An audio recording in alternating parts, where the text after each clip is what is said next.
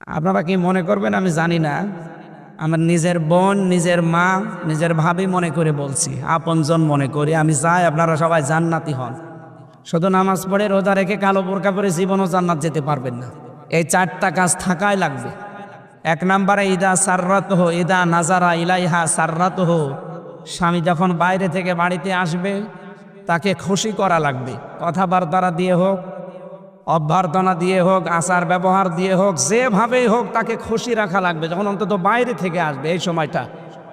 কারণ এই সময়টা পুরুষের জন্য একটা মারাত্মক সময়। এমনিতেই চাপ নিয়ে আসে বাইরে থেকে, আর এসে যদি আপনি শুরু করেন সেই ওই যে সেই কি বলে কটকটির মতো, তাহলে ও তো হাতের কাছে যা থাকবে সেটা দিয়ে আপনার ফিটাবে।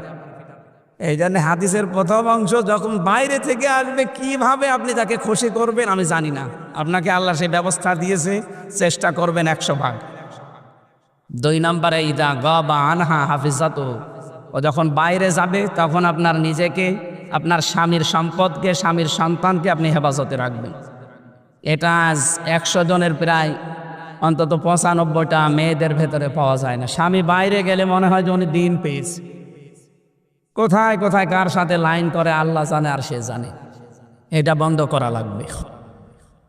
3 নম্বরে ওয়াতুইনু আলা দীনি যাওজাতিহা, এটা আসল বিষয়। আপনার স্বামী যদি দ্বীনের কাজ করে, ইসলামের কাজ করে, মানবতার সেবা করে, তাহলে তাকে ছাড় দেবেন, সময় দেবেন, তাকে অন্তত তাকে উৎসাহ দেবেন। ঠিক আছে, তুমি যা করছো আমি সময় দিলাম, আমার কষ্ট হলেও।